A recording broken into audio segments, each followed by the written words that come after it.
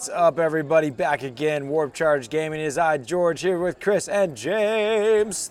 Thursday night, 9 o'clock Eastern Standard Time, episode 86, if you're counting. And we try to, but might get some wrong. Who knows what number it is, but it's in those 80s and it's close to 86. And yeah, back again. It's a week later from when it was last week, and the week before that, 2 weeks later even. It's crazy.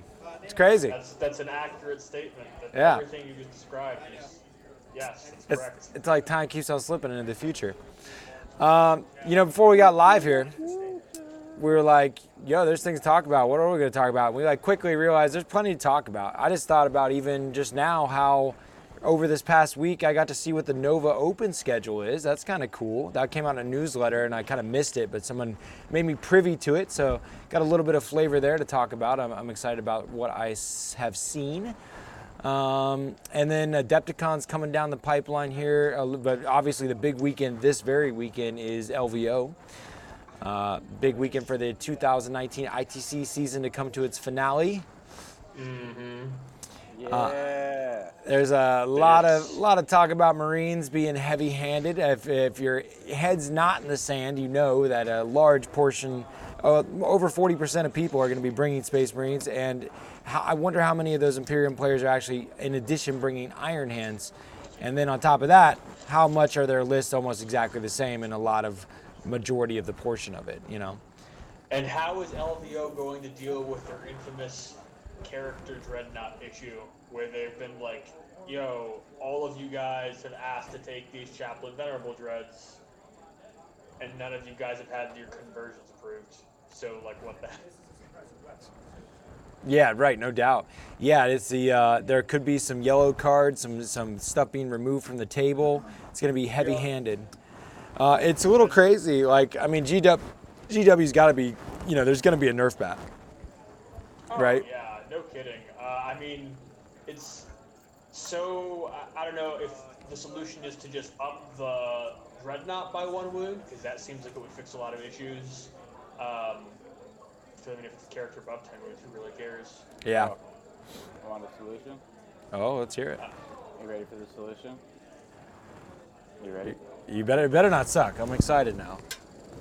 Well, all the Forge worlds are technically indexes, and indexes go into Legends, and they're going to probably redo the Forge World books into being an actual book. Come on. Not an index, and you will see the Chaplain in Legends since it's a model out of production. Oh, because I used it in my Space Wolves well before all this Iron Hands bullshit, and it was another character dread I could get access to. Mm-hmm. And I have a painted Space Wolf version, and it's about to get marked on. Dude, speaking of which, Legends is a thing, bro. that's a way that things could be resolved for sure. I'd be sad that went down that way because I like the Chaplain Venerable Dread. I'd rather just see the Iron Hands get less effectiveness with it. But at the same time, dude, looking at those new dreadnoughts with the cagey fronts, the roll cage look to them, right? Those, you know what I'm talking about? I forget the name of them. Yeah. But dude, the profiles of those dreadnoughts are badass. That's what a dreadnought should look like. I played against 2 of them today, and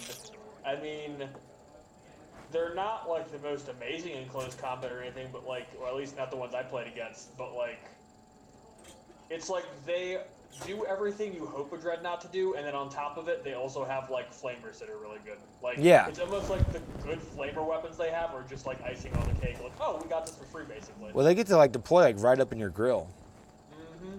The rules and everything, cool, but man, just profile alone of the size of that model. When you put it next to a old school Bjorn or Venerable Dreadnought, any Space Wolf Dreadnought, old school style, Murder Fang. The ones that are these are dreadnoughts with legendary names and backstories and everything, and they're these little pissant little, barely bigger than a Primaris Marine.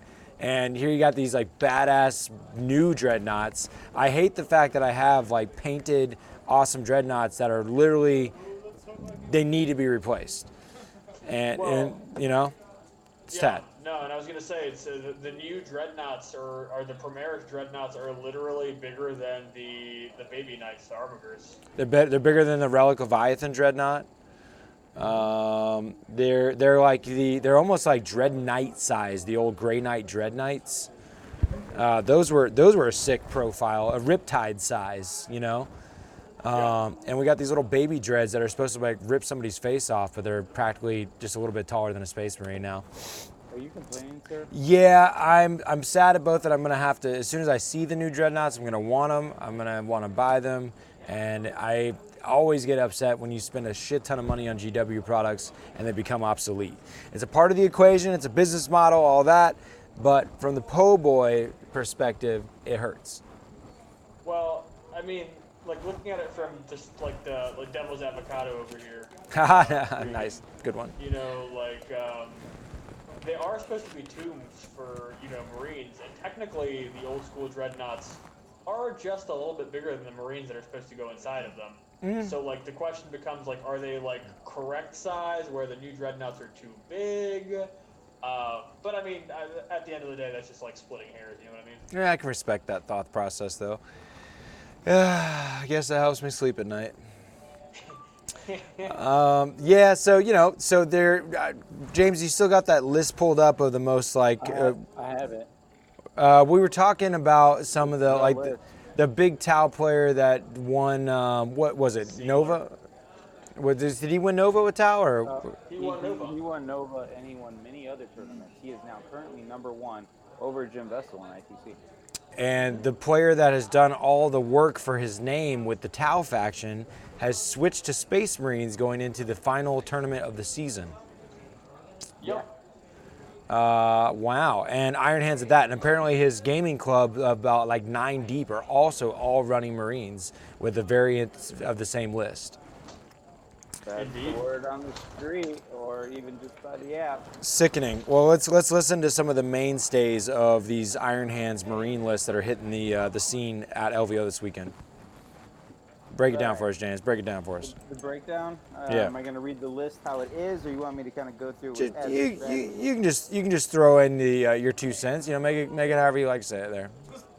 All right. We don't need I verbatim. got the spinny wheel of death, so I'm stuck on one page. So the first, you have what is this? A battalion. Yep. You got 2 chaplain dreads as the HQ choices. And what's the key about chaplain dreads is you can't target them because their characters Yeah. under 10 wounds. Yep. And the troops is very simply just 3 intercessors, minimum 5-man units to fill out the battalion. And then we go to another battalion, which is the Iron Father, which gives you your super buffs, staying with your Primaris Lieutenant. And then 3 more intercessors, all normal except for the HQs. We got 1 with the Thunderhammer, and we got 2 Power Fists. And then we go into, he has a Primaris Apothecary, so you can bring him back when they die. He's an elite choice. And then you go into a Spearhead, which is, the HQ for that is another Chaplain Dread, making 3, which the limit is. And then you have Heavy Support, which is Eliminator Squad, Eliminator Squad, Eliminator Squad. Big deal about them is they can shoot characters because they're snipers. Also, if you're deep striking, you have to deep strike outside of 12 inches of them, so you cannot charge when you come in from them. And then he also has a Relic Leviathan, and that Relic Leviathan, he then makes a character, then makes a Warlord, then gives a Relic, and it basically becomes unkillable because it halves damage and -1 damage on top of that. Yep. Right. Yeah, that relic. Now, Yeah. now you didn't mention any Centurions, right? No Centurions. Because that's definitely been like some sauce that people have been using and abusing, but that's not the secret big sauce. here is the fact that he's got so many small, like 5-man units. He's got 6 of them. So he's got objective holders because you're playing ITC missions. You want to hold more. Then he's got his characters, which are dreadnoughts, except for 3 of them that are buff characters. And then you have your Leviathan that can't be killed, so you're never going to even engage that. And then Eliminators that's going to push you out. So basically, it's going to be harder to kill more against them, and it's going to be harder to score more against them. And since it's your primary, makes it pretty easy. And then when you're going to go up against it for secondaries, you would think easily, oh, I'm going to take Big Game Hunter and Head Hunter. No. Absolutely not. Yeah. because there's not enough to score it and you can't double it up. Well, there's enough to. Well, Like a set of 4, you double can't. up, Yeah. you hurt yourself there. But also, you're getting yourself in a situation where you only got 3 characters that are not like armor value. Dreadnoughts. Yep. So you're going to go after those, and after that, you basically have 4 dreadnoughts, and those dreadnoughts are either unshootable or unkillable. Yeah. Yeah. And sounds- of course, Iron Hands, they can prepare, they can get the Feel No Pain because Guy Fieri's in there, and freaking. It's just a very difficult army to play against. Even my opponent today was mentioning how of his group of friends, like nobody wants to play against their Iron Hands player. Yeah. It's just like, oof, that's not a good place to be. Yeah, there was. I think the boogeyman of it was the 3 executioners, because you could pile up together, you could shoot, and you get all these like invuls and heavy damage and all that. But with the nerf that happened, you didn't really see that much. You saw some people still play it as was, even though they weren't unkillable anymore. But this sauce right here, way more devastating because you can't interact with it. And that brings me to like the flip of the coin. You have Chaos, where Jim Vessel changed his list to Possessed. Oh, and Matthew Howe's even talking about Possessed bombs. Yep. Like that right there. I mean, I've been talking about that tech forever. How good Possessed were. How you can overbuff them. But with the new sauce that came from World Bears and Alpha Legion, definitely makes them almost impossible to deal with. Because the fact is, they get so many. Like, what is it? On average, 4 damage on each attack, and then they get on average 4 attacks because they get D3 attacks plus 2. So that's per model. And then with the Alpha Legion stratagem, if they're not the closest, you can't shoot them. Yeah. And then, Yeah, Alpha Legion's good. and then basically, then you put Cursed Earth on them, give them the 4 invul. Do what? And then you give them Mazmonk, makes them -1. You can then put the prayer on them, making them another -1 to hit. And then you can also be Alpha Legion and have another -1 to hit up to 12 inches. So you can get real crazy with it and not even have to worry about making them not shot at. You can do that to like Obliterators, for instance, have them double shoot now that they went back to 95 points. And it's a lot to deal with. So if someone like that wants to go after these, you either have to deal with them in combat, otherwise it's almost impossible to deal with them in shooting. And when you're dealing with them in combat, you have to throw multiple things at it to get rid of them, because they're 2 wounds apiece with a 4 invul. Still -1 to hit. So when you throw a lot at them, they're just going to interrupt. Sure. They're going to kill everything that has else touched them. So it's one of those units that you don't necessarily want to engage with, but they move 7 inches, and there's warp time. And Sure. There's just so much you could do with them. That let's say you give them the Mark of Slanesh instead of the Mark of Corn for fighting twice. Give them Mark of Slanesh. You throw an Epitome in there, and now you're advancing and charging. Yeah, totally. So, like, it gets a little crazy with how fast they can move. So it becomes very difficult to deal with. I think the numbers break out to be like a 35-inch charge turn 1. Or threat range, yeah. Yeah. Yeah, that's definitely some sauce there. I would love to see Chaos put the pain train down on the Iron Hands there. Taldark mentioned playing the Devil's Avocado, as Chris said, that they might be, that team there that was playing Tau all season and then, went over to the Space Marines, they might be doing it as kind of a trolling factor there. Maybe they're doing it to force the hand of GW to take note.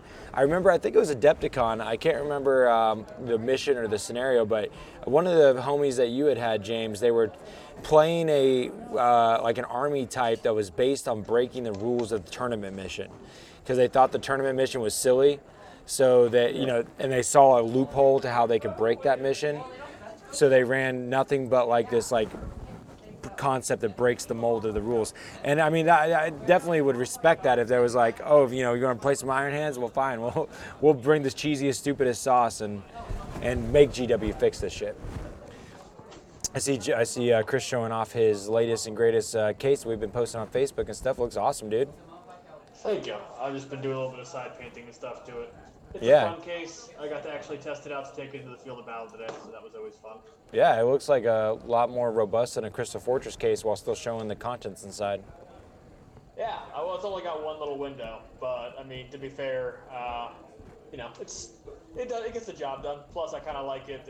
I feel like it comes apart a good bit easier than the Crystal Fortress case. Maybe I'm wrong about that. Yeah, it's good. That looks like a cool case. I was digging it. What was the name of that thing? Uh, I don't think it has a name. It's just off some dude on Etsy. Oh, gotcha. Gotcha. Yeah. Kevin Leonard says Space Marines are going to win LVO. He's calling it now. Well, I was saying before the list missions, I really thought it was going to be Richard Siegler with Tau because of how he's been doing at big events against other big players in the game. And the fact that he switched his list and everyone in his team switched his list, I almost feel it's going to be one of those guys. Respect, yeah. Yeah. And granted, it could be that troll aspect of like, oh, GW take notice of these dumbass rules of no interaction, because everything else in the game that has no interaction has been nerfed to the ground. Like, Yeah. but for example, the Poxwalkers, the Cultists, Yannari. Yannari. I mean, there's just so much of it. Like, they don't want that in the game at all. Like, cause It's not fun to play there's against. no It gets fun real against bad. anyone. Nick Nanavati went from what was it? Imperial Fist with a gun line to White Scars because of this list. Because what's the point of having a shooting gun line if you can't shoot? Yeah. Yeah, makes sense. So, Makes sense. he's got that mix of White Scars going in and getting stuff. I know some other people went to Raven Guard because they're not having to take Overwatch and being able to charge fucking 30 plus inches. It sounds like Taldark's trying to throw money around, man. He says Necrons are going to win LVO. Who's taking bets? No way, bro. You'd have some great odds in your favor. You'd be like a bajillionaire if everyone bet. Everyone would bet against the Necrons, and if you somehow someone won with them, you would be rich. Because that's not happening. It's not happening. Yeah, it's not happening. I mean, I've gone against some really good Necron players, even with my porn list, and I haven't lost in a while to Necron players. Yeah. If Mike Vandusky's out there, yeah, no, not losing to Necrons. Shoo, talking some shit. I mean, just the reduction in other armies' attendance for LVO is speaks volumes. Because I mean, like, what was it? Last LVO when Gene Stealer Cult was doing as well as it was, I think they were up to like 15% attendance, something like that. And out of the 1,000 attendees at LVO this year, there are 9 Gene Stealer Cult players. Is that what we're talking 1,000 players? Is that what's up? Something like that. Yep. That is serious business, dude. So when they say 40%, it's not like, it's like 60 people. It's like, no, man. It's like you're looking at like 400 Marine lists. Which is like more than the size of the entire Nova GT or the entire Adepticon GT. That is fucking huge. LVO is the big one for sure in terms of like volume of attendance. It's impressive. Yeah, I haven't got to face those the demon childs of the Iron Hands too much, man. I've gone against them a couple times, been like, yeah, this is painful, but Well, last year it was the Castellan, it was the Smash Captains, was the Boogeyman. Right. And this year it is the untargetable Dreadnoughts with the unkillable Dreadnought. yeah, fair, Yep. fair. Well, take your bets. I would sure love to see not Marines win. That's where I'm going for. Big upset. If I have to root for anyone, it's going to be Don Husin. The sheer fact that he's got 3 Lord of Skulls and Helldrakes. Yeah, I like yeah. that. That's cool. Yeah, Like, come on, that's just hilarious. yeah. It's a cool list. Or the guy who's running all buggies. He's one guy with just running all buggies. Hell yeah. No, that's cool too. I would love to see that do well. Like, there's definitely some cool lists that could be about, but we all know the truth is Marines are dominant just for the sheer fact of if you just didn't even care about the list and just went by numbers alone with the amount of people, all the good players bringing Marines win. Yeah. Yeah. They just win, okay? Now it's just a matter of what style of list. And again, if you just look at numbers, it's the unshootable Dreadnoughts with the unkillable Dreadnoughts. Fair. Fair. I mean, dude, I could handle a little bit of it, but dude, I'd probably be tabled by turn 3. Do you think we're gonna see some sort of like cool improvements by Adepticon? Like one is No, Honestly, no. You don't think Because, so? They said their FAQs are only twice a year, except after like book releases. These books have already had their FAQs, so we're not going to see another big FAQ until after Adepticon. Yeah. So you might even see a more of a horrendous action of more of these Iron Hand fuckers because now the recast order got in. Right. Well, Well, because Adepticon's rule policy, it has to be the legit Forge World model, and it's out of print. So the only way you're getting legit Forge World model with it being out of print is you're going recast because your conversion's not going to work, yeah. and because this is going to win LVO. Yeah, you better expect that every Iron Hands player is going to be having some Chaplain Dreads, and GW is going to look like, oh, we've never sold this many Chaplain Dreads ever. Yeah. Man, you know what's sad is like this is yet another instance of where Forge World is being abused because of the lack of attention that goes into making it a balanced part of the game. Because like remember the Diodarios, like that was for a second the big nasty. That's I think Jim Vessel did a lot of the work he did to get to a high level in the ITC with using the Diodario combo. But yeah, I mean just another instance of Forge World not being underattended and then getting abused. A dislike that. I mean, and come on, this is totally a sidetrack, but why the hell are Stampas still so expensive? Come on, chapter approved. What happened? Nothing good to the Stampa, let me tell you.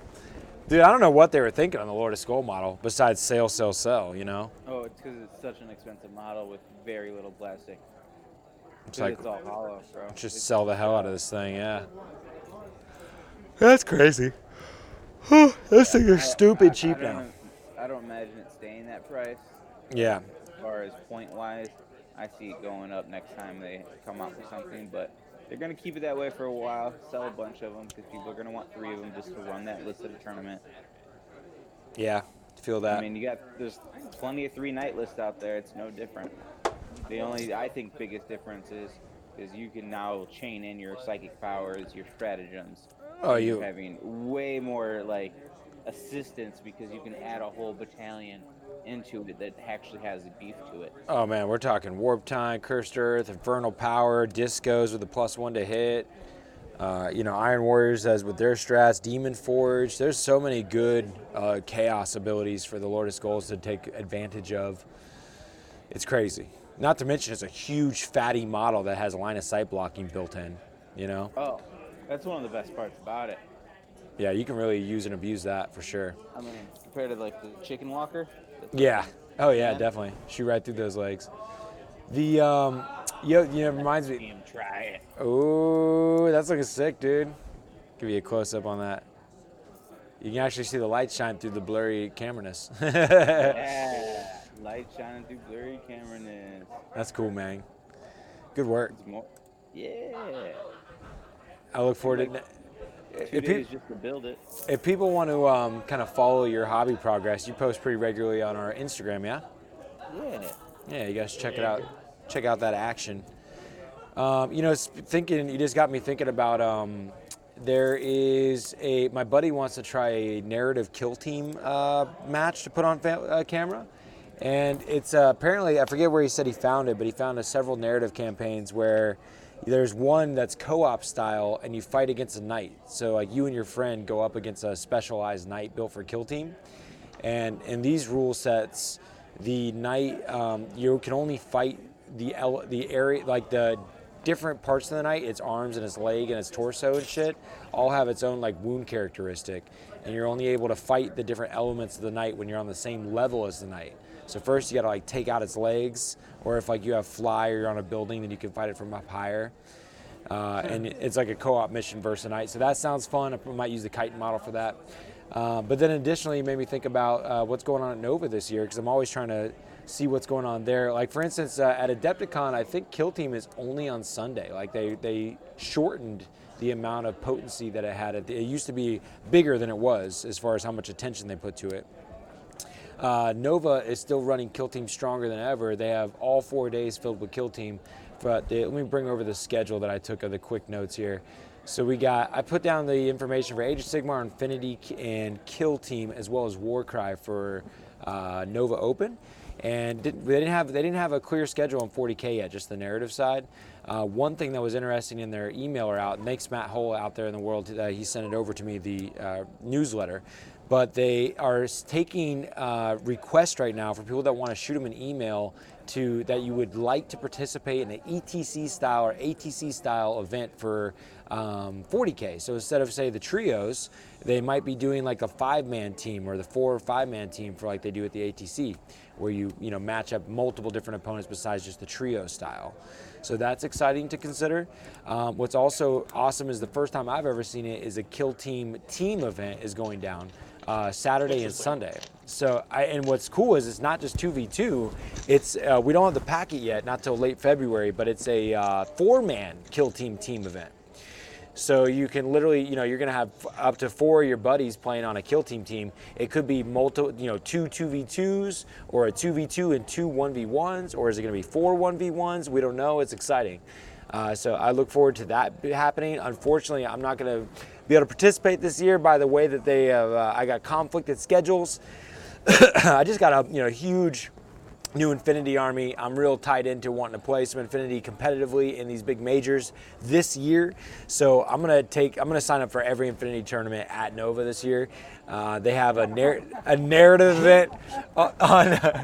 I'm gonna do the narrative event on Thursday. Play for funsies, and the cool thing is each one of these at an Infinity match you get to bring 2 different lists. So there's like 4 different tournaments here, so that'll be 4 or 8 different lists that I could potentially bring, and multiple different factions. So do the narrative event for good times on Thursday. Friday is a single day tournament for Infinity, awesome. Then Saturday is the first day of the 2-day event for Infinity, so a lot of games there. And then even after I get done playing from 9 to 7, after already doing 2 days of Infinity, I'm gonna play the Infinity After Dark session from 10 p.m. to 2 a.m. It's gonna be mad games. What? So You yeah. gonna get out to play Kill Team in the morning? No, I'm not gonna make it for Kill Team. Yep, just gonna be all Infinity, baby. But All Infinity. Yeah, I know I should get up in there, right? But like they don't have like they usually do, where they had a morning and evening pod. It's just like if you play Thursday, Friday, you're playing the Kill Team GT. That's Thursday and Friday. If you want to play Kill Team teams, that's Saturday, Sunday. And they're 2-day events, each one of them, so I can't even choose like a one-off. The only thing I might sacrifice, especially if we all got in on it, is like a Thursday ATC, ETC style 40K event. I'd probably be hype on that. And would skip out on one Infinity event, maybe. I would have been interested in Warcry, but they put that on Sunday only. So unfortunately, Warcry is not living at the level that Kill Team is yet. I would like to see more support for that game. I don't want to see it fall out like Shadespire did. And then Age of Sigmar, they got doubles. They got the GT. The GT's all weekend long, like the 40K major. So pretty cool, pretty interesting. I'm excited. But yeah, I'm going to play Infinity the whole time, guys. Come on. Bro, get out of here. I know, I feel kind of bad because I'm not going to hang out with the Kill Team bros. There's all those cool people I've met over the years, and I feel a certain sort of pull to continue to support and work with that crew. But I also want to do the same thing for Infinity, and time is precious and rare, and I don't know, opportunities. I don't get as much opportunity to play Infinity, and there's a smaller community here, and to get to play with a large crowd of strangers with that game is a lot more hard to come by. So I'm going to take advantage, kind of thing. You were playing on stream right before we hopped on the live show. Oh yeah, I barely get to play. It's crazy. Barely get to play. We did just do 3 episodes of Infinity just before getting onto the talk show. Which leads me to say, check out this button. We have an Infinity channel now. It's called Infinity the Game Battle Reports, and that's our offshoot of Warp Charge Gaming. When we stream, I stream on our Facebook and Twitch, but not our YouTube, and I post all of our Infinity videos to our Infinity channel on YouTube. But beyond that, there is a lot going on in the 40K channel. This weekend's going to be cool. You guys don't know it yet, but I'm going to be playing Young Man Charlie. You guys remember Young Man Charlie? Oh, man.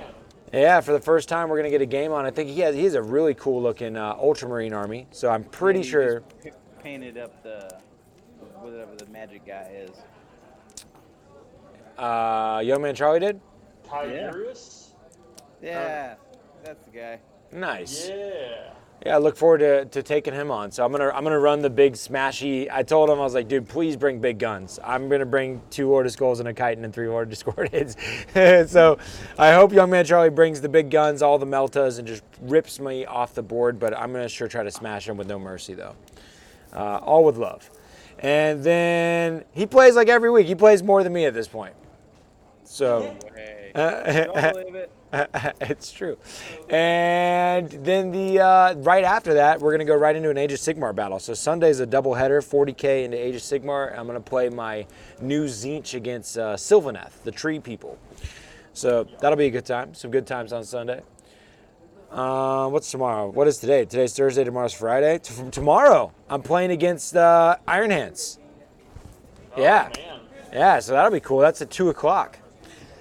And dude, this guy, I wish you guys, Chris Wheatley, he just did a like a minute ago. I saw his notification, but his army is sick, dude. I can't wait to put it on the channel. It has like 6 of those new dreadnoughts we just talked about, because I think they can take them in squadrons or something. Or maybe he has like 2 different data sheet versions that look the same as far as their stature. Yeah, there is 2 different phases. Yes. Roll cage one and a non-roll cage one. I think he's doing 3 of each. He ended up taking, he has all these Primaris Marines and then those guys, and he took all their heads off and replaced them with glowing skulls. He made his whole army like ethereal looking. And like he took the Night Haunt from Age of Sigmar, and he has like all these ghouls and shit like spitting out of the armor and stuff of these Marines and out of these dreadnoughts, and they all have like these glowing green skull heads. So Probably looks like Legion of the Damned then. Yeah. It looks super cool. I'm not sure the backstory of it all, but that'll be on the channel tomorrow. I look forward to that. Let's check out what Taldark's saying. Let's all take a moment to appreciate the golden age of gaming we live in, to have so many cool games to play, to hang out with old friends and make new ones. Oh, This guy. yeah, I agree, Taldark. Let's take a moment to appreciate this golden age of gaming.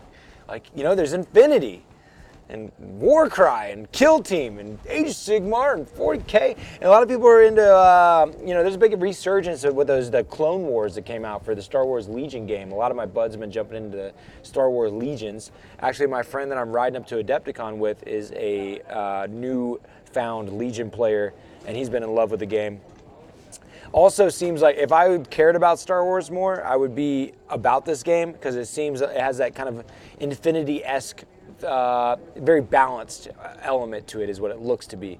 And it just looks like very crunchy, not the I'm going to spend my whole turn and you sit there and wait kind of action. The back and forth mentality of a game structure, I definitely have come to appreciate. Kill Team, Warcry, Infinity, and any other game that does it, I tend to really enjoy nowadays, and find everything to slow down a lot whenever you get into 40K Sigmar. Particularly, I mean, like a game can still have like the crunchy good times and the thought-provoking like moments, but a lot of times you're just sitting there and saying, all right, what do you do to me? All right, you're doing that to me? All right, I'm gonna try to not let you do that to me. I'm gonna make these saves here. not near as much like I'm gonna shoot you back. Part of that, and I could be wrong, I think a lot of that has to do with just like the level of inflation the game's hit though. Like, the games, points-wise, have gotten so big, and, you know, that's, everyone thinks there's different reasons, but, you know, like, money or whatever, but at the end of the day, you're just playing with that much more on the table, so the turns are longer, there's that many more rule interactions, and, I don't know, like, that's kind of what I appreciate, like, in the scope of the games, like, that was almost one of my first questions when you picked up Infinity. I was like, you know, like, well, how big are the armies? Because, like, I feel like for the back and forth to be effective, you almost need a smaller kind of game in order to have it contained in a reasonable amount of time. But 40K, I mean, it has the bigger armies and almost the unreasonable time frame. Not to complain about the hobby, certainly, because, I mean, I literally took 3 hours of my day to get some dice rolling, and I had a blast. Despite the Black Templar trouncing I took to the face. Yeah, I played multiple games today, got my ass kicked, dude. Oh my god. I don't even want to, I like immediately want to take the videos down. No, you must let them fly. God, it was bad. Oh, nice. Henry just gave us a holler out and said, "Gentlemen, thank you for making my drive home from work every Thursday more enjoyable." Oh, that's great, man. I'm glad that we help out there. That's cool. Dude, Henry's the man. I'm glad that. Way cooler than you, George. I'm glad. Yeah, totally. I'm glad that people actually watch this show, and I'm happy every time I see somebody comics. I'm like, wow, we're not the only ones just talking to ourselves. It's great. Dude, I will talk to myself even if I'm the only one there. Nice. That's the only way I can keep my thoughts in order. Respect. Hey. Let's see here. I know the major's coming up. February is about to hit us real hard, man. It's about to be here. We're like less than a month away from the major, I think, right? Because Yeah. Isn't it the 23rd today? Yeah. We've had one drop and, of course, immediately replaced. Still got like a huge wait list. Very excited about it. I can't wait to see the objectives that are coming in. There you go. There's a flyer for you. And I'm super stoked. Prize support, objectives. Yeah, I'm just all around excited, man. It's going to be super cool. The February 1st is my birthday, and that is going to be a Infinity tournament here at Battlegrounds. You guys see that. And then February in general kicks off the season 3 of our Battle in the Warp tournaments. So we'll have Age of Sigmar, 40K, Kill Team, Warcry, and Infinity. There's going to be 5 tournaments a month for old George here. And I'm looking forward to it, man. It's going to be sweet. 5 tournaments a month, but there's only like 4 weeks in most months. Yeah, like I double up on those Saturday, Sundays. Ooh, My God. getting in that double duty. Yeah, I think I put a lot of the Kill Team Warcry events on the same weekend. And then, I think there even is like 40K Saturday, Age of Sigmar Sunday on a couple of the dates out of the month here. It's going to be wild and crazy. Sounds like a great time. There's a schedule. Yeah, I dude. am super excited for the major also, and I know that it's something that everyone is aware of, but like, I'm never going to have to paint another Alkalit hybrid ever again. Oh no, you totally are going to, because someone's going to smash your army. Even then I was schooled back together, I won't even repaint it at that point. Do you guys think that the ITC is going to change any going into the 2020 season? Yes, absolutely. Oh yeah, have you already heard some conversations about it, James, or are you just speculating? Or? The previous statements of each season they're going to go at it and rethink it and make it fresh again. So I'm pretty sure after LVO they're going to sit down, figure out something, put a draft on their TO forum. And then from there, there's going to be a finalized outcome of what the ITC season is going to be for missions. So this is pure, like, asking for editorialized opinion here, James, but, like, do you think that they're going to change the missions as much as Adepticon has this past year? Because I felt like those missions changed a fair bit.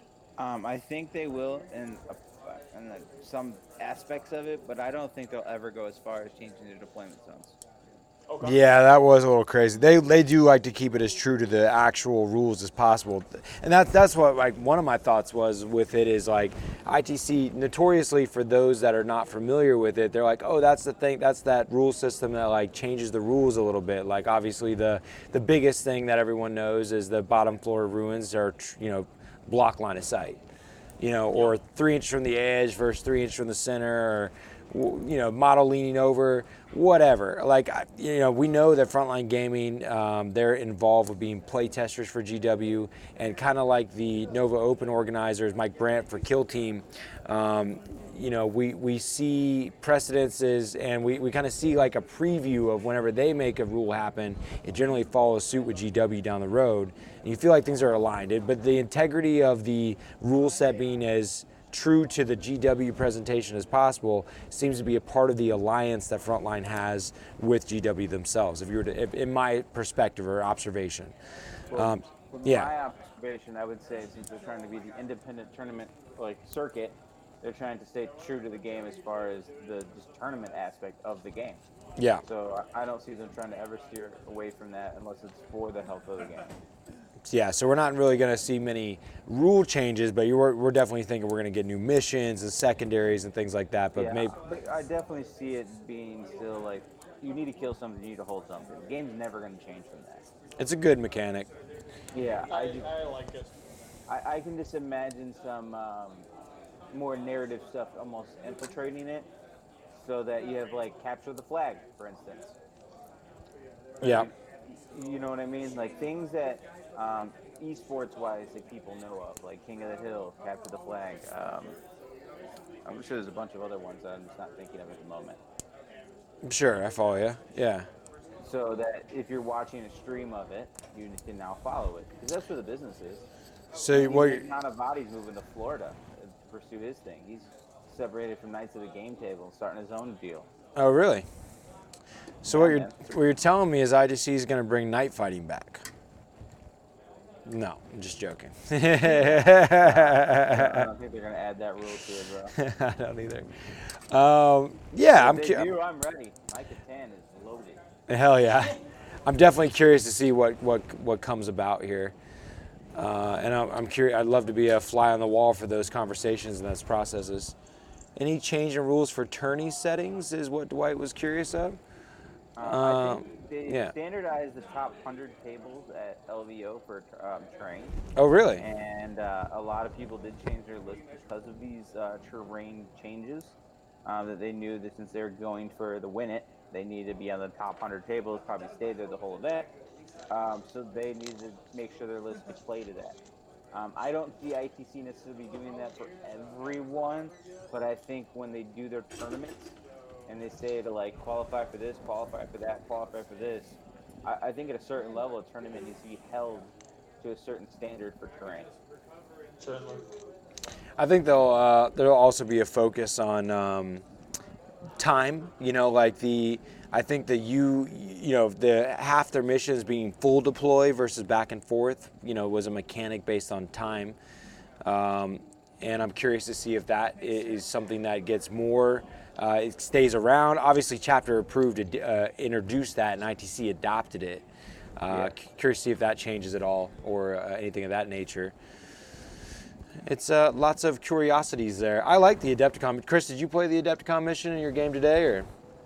No, we played raw ITC because the person I was playing with hasn't had as much experience with it. He's been trying to practice that. Yeah. I think my list, oddly enough, is better prepared to do the Adepticon missions than ITC. Maybe I'm wrong about that, but I think I have. If my goal is not to kill stuff as much, I feel like I can play the objectives more and the board more, and I think Adepticon is much more about that than the kind of like guillotine hanging over your head in ITC, where it's like, oh yeah, if you're not killing more, like you're just not probably gonna win. Yeah. Yep. No, I follow you. It definitely is not very killy oriented. That's how my last games have gone against Necrons. Is you got to kill more and you got to hold more for the primary. If you're not doing that, it doesn't matter about secondaries. A good player is going to get their secondaries. They might be one shy, but you're winning the game in the primary. Yeah, or bonus, for the most part. Or bonus points. But if you're getting bonus points, you're winning in the primary. That's as simple as that. Yeah. Yeah, respect. Ooh, I got 2 bonus points today. That was exciting. My goal is to shoot for 3 bonus points. I've never lost a game getting 3 bonus points. Even games that I've sucked on getting my secondaries, like one of them I only got 2, but your bonus points make up for it. And to get those bonus points, you're winning the primary.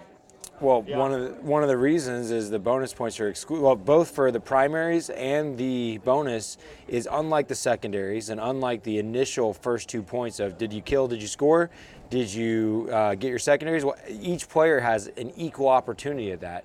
Each player can get all their secondaries. Each player can get a kill and a score, but only one player can get the bonus points and per turn that is.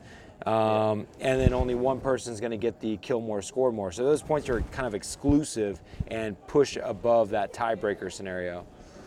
Yeah, and it's also how you get high seeds at tournaments. Because you get those extra pokey points.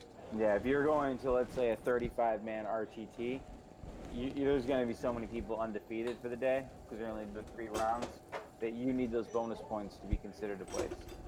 I think was it last LVO or was it Adepticon that I think it was Nick Nanavati that even though he had a really good record, he was just shy of top 8 because of basically that. Makes sense. Makes sense. Is what's old Nick running at Adepticon? Did we already say that? I forgot what he's ringing. Yeah, White Scars. Oh, okay. Yeah, Bite. that's fun.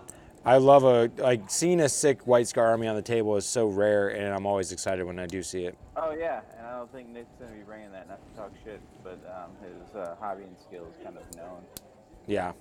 So you're not gonna see the super cool like guys with the heads on their fucking bikes and shit, and eagles, all that cool stuff. It's gonna be bare minimum. He's like, oh, sick. I just have to pay it white. Spray paint, baby. Let's go. What's nice about the LVO is it's not 3-color minimum, it's battle ready minimum. Interesting. So you must have 3 colors, but you must have all your details knocked out. Oh, really?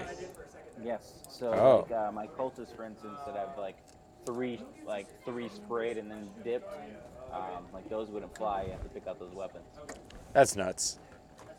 Yeah, I like it. It's definitely for more immersion, especially ITC is known for having, or at least the frontline gaming guys are known for having good tables. Sure. Fair. Well, and also when you have that much attendance and popularity, you can definitely start to make more exclusivity to your event and kind of up the caliber overall without worrying about losing attendance.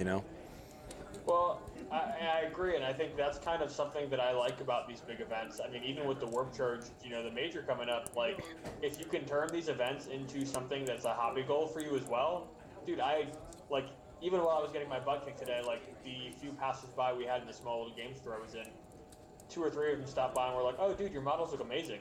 And, I'm not the best painter in the world, but, I was playing against Templars, which is mostly, flat black and some red.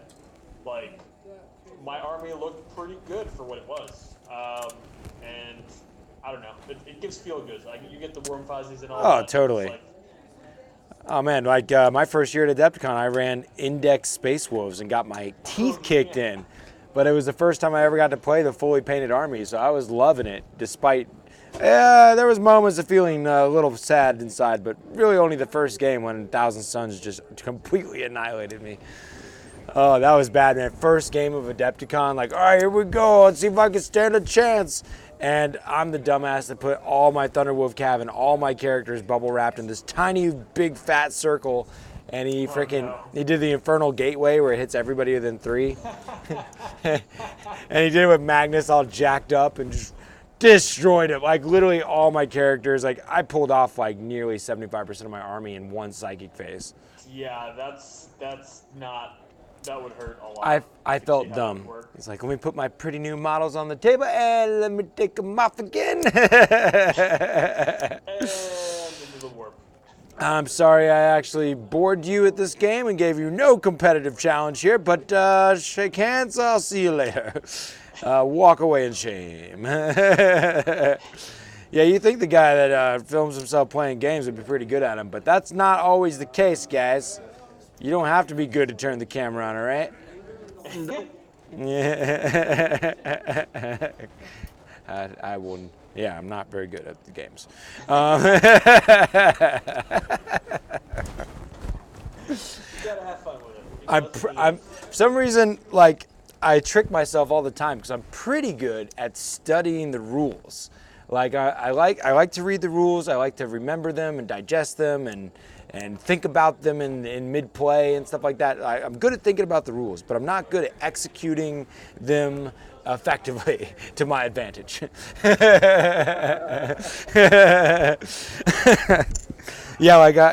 pretty good at being a little encyclopedia about how you're supposed to play the game. Just doesn't mean that I do it well. And there's a lot of that is pressure to get the game done in a timely fashion, impatience. It's a lot of those weird natural quirks that we have as humans that come out on the battlefield. And that's being cool, calm, and collected is a skill. I mean, dude, even today, I keep harping on the game I played, but in my impatience, people talk about getting tilted and when you're on the back foot and whatnot. In me trying to speed things up, I left on at least 2 occasions units that I thought were completely out of line of sight. One guy's hanging out from behind this little ruin wall, and I'm like, oh, unit got shot, the unit's dead. And it's just all those little microtransactions of oh yeah, I know what I'm doing. Yeah. Oh wait, that was real dumb, wasn't it? Dude, I'll tell you what, man. In Infinity, there's a 180-degree firing arc for every model. And all the time, I will place my model in a thematic way and forget about the stupid 180-degree firing arc. And I'm like, I'm poking myself to look around a corner and make it look optimum cool, but it like totally leaves my backside open and just walk around and shoot me in the back. I'm like, damn it, why? I'm constantly having to ask for forgiveness. Like, I didn't mean that, man. I didn't mean that. I gotta fix him up there. And just the phases of the game, like it's so easy to be like, all right, it's psychic phase, here's what I'm gonna do. And you're like, fuck, I gotta do this stratagem at the start of the psychic phase, and I already cast the power. Bloodlust is my biggest. It was one weakness I know I have, where I get too excited to kill shit and I forget about the mission or the phases of the game, That was actually something I did today, and I don't normally do this, but because I hadn't played 40K since like late October before today, yeah, it's been a minute.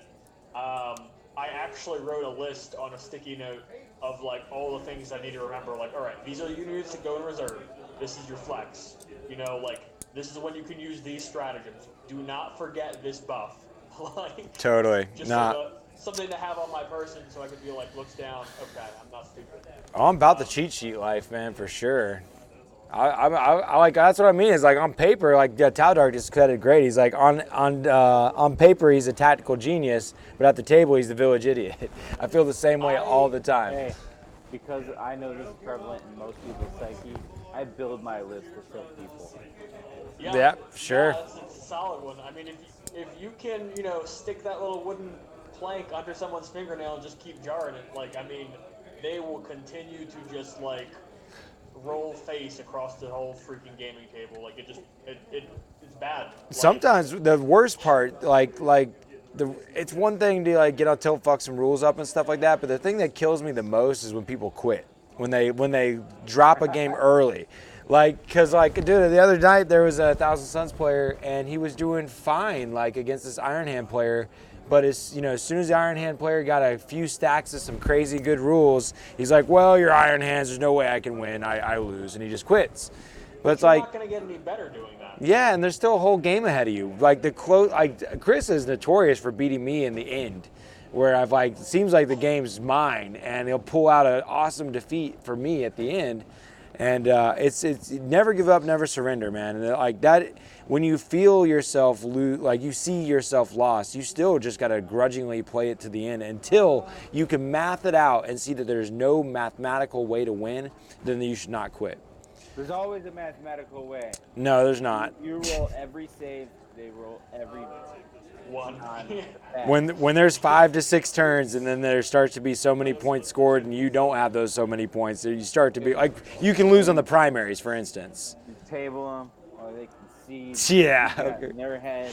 That's fair. you break someone's will. Okay. There is always that last dice roll there. Oh, you got us a new follower with your inspiring talk there, man, from a Mukasa. Thank you. They understand. Yeah, you inspired them. Never surrender. We shall fight in the shade. Oh, you. But honestly, I try to play all the time. Especially me, I hate when people concede. Even though I build my list to tilt them, I want them to concede in my sick, twisted way of they'll probably win if they stay in the game. Yes. But I don't like it when they concede when I already know I'm gonna win. Right. Because I want to play. I want to roll these attacks. Because I just went through your whole turn of shooting, or your psychic powers, your shooting, your combat, and then I finally get to go, and then I have to do my movement phase, and then I don't get a psychic or shooting phase, and then I get to do my attacks. But you're like, oh no, we already know this unit's gonna kill this unit's gonna kill this unit. And they start picking up units, and it's like, no! I know I'm gonna mathematically overkill them, but I wanna roll it. These are the only dice I roll. Yeah. Yeah, that was, you made me think about, Adepticon's only 5 turns long. Did you know that, Chris? I saw that, yeah, I did. So that's playing at the Warp Charge event too, that's fascinating. Because I know, thank you. You too, sir. Changes it up a little bit. Yeah, it really does. I mean, like today, I got tabled at the start of turn 6. Oh. So I made it till turn 6. Yeah. But then I died. So literally, I would have still been on the board. It would have actually not made a difference in the end of the game. Sure. It was still 17 to It would 32 have done against me. something for your morale is knowing, hey, I didn't get tabled at least. Exactly. See, I could have gone home and been like, that didn't happen. Yeah. Tabling in Infinity next to never happens, and I got tabled today. So I got beat real bad. Whoa. Yeah. Dude, the only reason why you said it never really happens is because you just don't know how to do it to people. No. It doesn't really ever happen. This mission is. No, it happens No. to you. Imagine this in 40K. Imagine this in 40K. There's a mission called Biotech War, and what happens is that your deployment zone's only 8 inches long, and things don't move very fast in this game. And you're for 16 inches from your deployment zone, so you got a total of, you got to cross an 8-inch threshold. There is basically at the end of your turn, if you didn't get your models across this threshold, then you take these big damage rolls. Like if it's like taking mortal wounds at the end of the turn. And you have a little bit better. You get a save against it, but basically you only have limited movement possibilities because you don't just get to move everybody for free. You only have so many orders to apply. Or whatever it is. Yeah, you can only apply so many movements to each of your guys. And at the same time, they're getting to react to each of your movements so they can see. They get to shoot you along the way. And if you choose to shoot instead of move, then you're not going to necessarily cross the threshold. And so at the end of your at the end of your turn, like half of your army is taking armor saves. And if they fail, you're just like half your army is just dead in your deployment zone. Next turn, same thing. You want to back away or try to hide, you got to at least cross this threshold or you're dead. And it's just bloody, dude. Like both sides, you're just into your turn. Okay, half my army is dead. Speaking of half of someone's army being dead, did you guys know that Centurions are apparently really good? Is that what you fought today? I mean, I kind of was aware, but man, they're good. That was the first time you fought them? Last time I played was October, so I don't even think was the new Marine Codex out at that point? I don't know. It may have just dropped. I know when you get hit by their shooting and then all of a sudden get hit by their combat, you're like, what the fuck? Yeah, no, they're real good. I mean, reliable obliterator. Mm-hmm. Super strong. Oh man, well, I think we're coming to the tail end of the show here, talking about the things that we needed to talk about. I don't even know what we talked about. We talked a lot about LVO and ITC, and I spattered in some Infinity, talked about Nova, talked about tournaments, talked about 2020 ITC season. I'm making LVO prediction right now. There's going to be one Tyranid player sneak into the top 8. I don't know how they're going to do it. No. They're just going to get real lucky. That'd be great. Sorry, dude. No. That'd be great, but I don't think so. Yeah, I don't think so either. But you know what? It'll happen. Hey, it's always good to be hopeful. There was a faction search in BCP as far as like. There are 27 Tyranid players. I know that. Yeah. It got mentioned on. I'm not sure about that. I heard that mentioned on the 40K Stats podcast. So I'm getting information secondhand, but. Dude, Best Coast Parent is young though, man. We're not far from them giving us access on a public level to be able to filter the data that's in our. Because, like, for instance, I just made another video for Best Coast, and it's going to be up shortly. And one of the cool features that's in Best Coast now is that there's a list checker. So, like, when you submit your list in Best Coast, it tells you if you're valid or not, but not based on the rules of like match play, like do I have too many warlords or are my detachments incorrect. It tells you if you have a valid unit and if the points are correct. And it does that that's how they filter to be able to quickly give you the data of like, all right, there's 27 Tyranid players or whatever you want to know. And out of those Tyranid players, this many took Malanthropes and this many took Gene Stealers and how many they took. They have that capability now, but they don't have it publicly accessible. Yeah. And it is not far from with this mandated or with this list checker built into the app, and getting people on board to have to submit lists like we are for our major and like LVO does. It's going to eventually be a thing where we're going to have very deep analytics of these events that are going on anywhere out there in the world, and it's awesome. Best Coast Pairing, definitely the premier tournament application there. Hey, you know what's pretty cool? Maybe not that cool, but I think it's kind of cool. Yeah. Is I'm going to end the ITC season number 2 for Corn. Oh yeah? Ooh. The Nice. reason why there's only one Corn player listed for LVO, and it's Red Pal who's number 1. Respect. That's cool. I mean, hell, I mean, even just that sentence you just said there wasn't even really viable because we just got in the 2019 season ITC individual factions like that. Like it used to be that if you could play. That's cool. I mean, you used to be able to play any flavor of demons or whatever and just say I'm chaos. Like you could have an all Corn army, but you could only fall into chaos, or demons or whatever.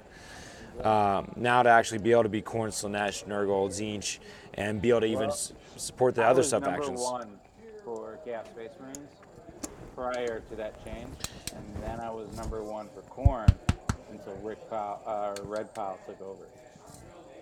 What's he running? I don't know, but that man does work. Hell yeah, respect. Well, for our friends out there, thank you for joining us. It was cool to see everybody tune in. Henry, I'm glad we made your drive better on the way home. I got his list right here. You ready for it? Oh yeah, let's hear it. All right, so he's running Red Corsairs. Okay. What detachment is he? Battalion. Mm-hmm. He's got 3 Lord Discordants with all autocannons, marked Corn. Nice. So those all are advancing and charging. Yep. Then he has 3 Chaos Space Marines, all just looks like all normal. One's got a commie bolter, one's got a chain axe, but other than that, they're standard. And then we got a battalion of World Eaters. We got a Lord on a jump pack with Thunderhammer, which I also have on my list. Mm-hmm. He's got a Demon Prince with wings with the Malefic Claws. He's got an Exalted Champion with a Power Axe. My Exalted Champion's got a Thunderhammer. Mm-hmm. Then he's got 3 units of, how many Berserkers? 8 Berserkers. Nice. We'll finish that out. And then he's got Chaos Terminators that are Red Butchers, and he looks to have, I think 8 of them? No. 1, 2, 3, 4, 5, 6, 7. Yep, 8 of them. He's true to Corn, dude. And then he's got 3 Hellforged Dread Claws. Oh, dope. Oh man. So basically, all the Corn Berserkers are in the drop pods. You have the Terminators deep striking in. Yep. You have the Exalted Champion, and the Chaos Lord is probably just jumping in. But the Exalted Champion is going to be riding into one of those Dread Claws because he's giving you reroll all wounds. Yep. And the Champion's going to give you the reroll 1s. And then he's got the Demon Prince that also gives you reroll 1s, so he'll be on the board. He didn't take the Skull Reaver axe. No, but he has the Power Axe for the Exalted Champion. So he will probably upgrade that. It's pretty sick. I was imagining as you were reading that army probably looks sick as fuck, dude. I hope he has that looking super sick. Well, what's scary, though, is he only has 3 Lord Discordants, 3 units of Chaos Space Marines, and a Demon Prince on the board to start with. Yeah, that's tough. There's enough firepower out there that if he doesn't hide very well or they have too many Thunderfire cannons, can actually wipe him on the board turn 1. Yeah. That's the only sad thing about this list that I see. Otherwise, this looks fun as hell because it's just raining hell. But you have a lot of fucking 9-inch charges that you do get the reroll, but they're 9-inch charges. There's no changing that. Yeah, it sounds challenging, but definitely if it pops off, it'll hit hard. Yeah. I'm very curious to see how well he does. Yeah. Well, here's rooting for him. I would be stoked if that man made it to top 8.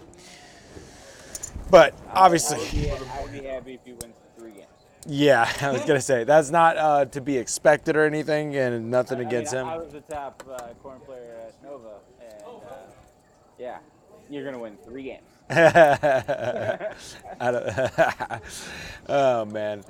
Well, that'll close it out for this week, guys. I hope you enjoyed. There's going to be a Bat Rep tomorrow, a Bat Rep Sunday ×2, Age of Sigmar and 40K, and a lot more coming up in the month of February. But we'll see you next Thursday for sure. Keep busting nuts, male and female. Yeah. Keep taking fun seriously, guys. We'll catch you next time. Peace.